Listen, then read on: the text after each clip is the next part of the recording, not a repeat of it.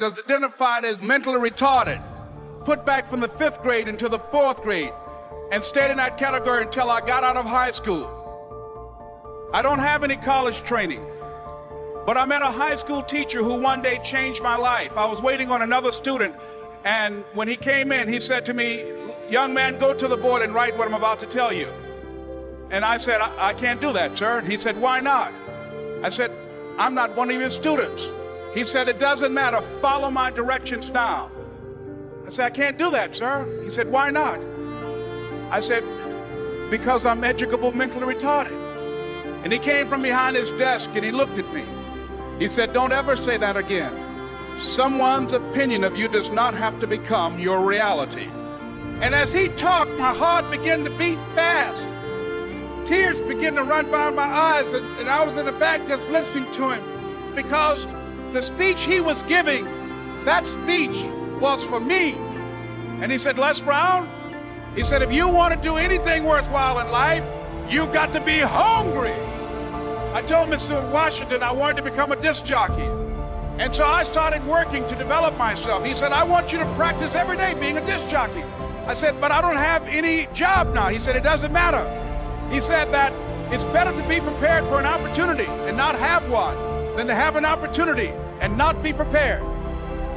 And as I was working to develop myself, I applied for a job as a disc jockey, WMB, on Miami Beach. I went to a guy named Milton Butterball. I said, "How you doing, Mr. Butterball? I'd like to get a job as a disc jockey." He looked at me, he said, "You have any broadcast background?" I said, "No, sir, I don't." "You have any journalism background?" I said, "No, sir, I don't." He said, "We don't have any jobs available." I said, "Yes, sir."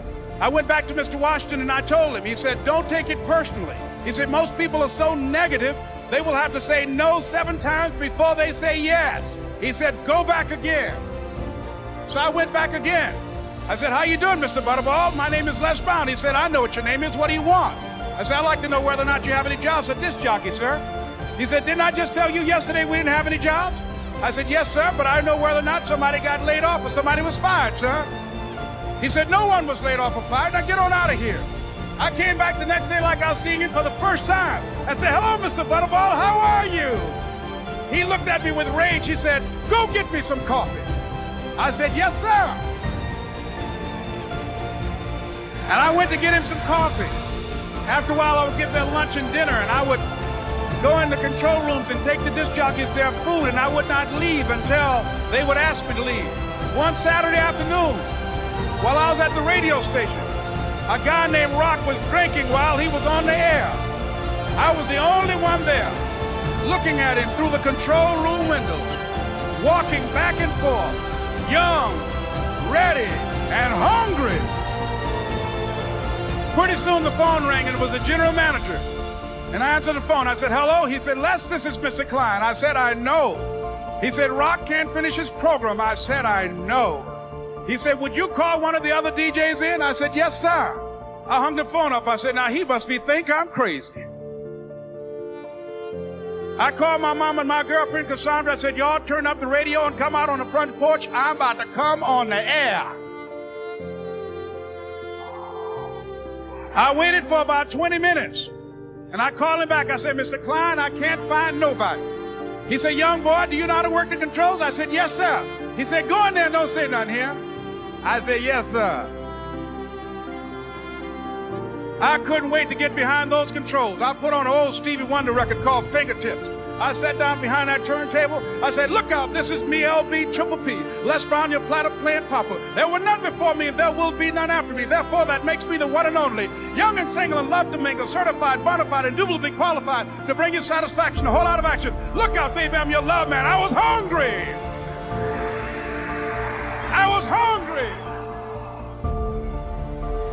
You gotta be hungry. Begin to know that you have greatness within you.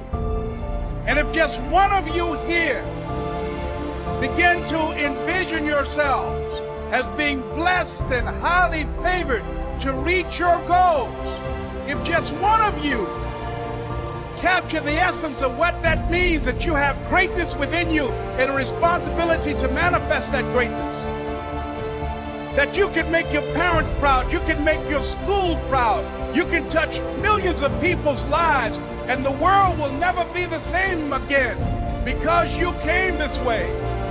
It was hard, ladies and gentlemen, coming to speak to people. And I was facing financial difficulties in my own life. I was behind on my bills and my dreams, and I'm saying to them, you can live your dream. It was hard, ladies and gentlemen. It was very difficult to pick myself up each day believing that I could do it. There were times that I doubted myself. I used to ask myself, can I do this? And something said within me, you're the one. Don't give up on your dream. By continuing to push forward, by continuing to run toward my dream, and one day I would have my own talk show. It's a long shot, ladies and gentlemen, from Liberty City, an abandoned building on a floor. Never knowing my mother or father, it's a long shot. Being here with you today in this dome in Atlanta, it's a long shot. No college training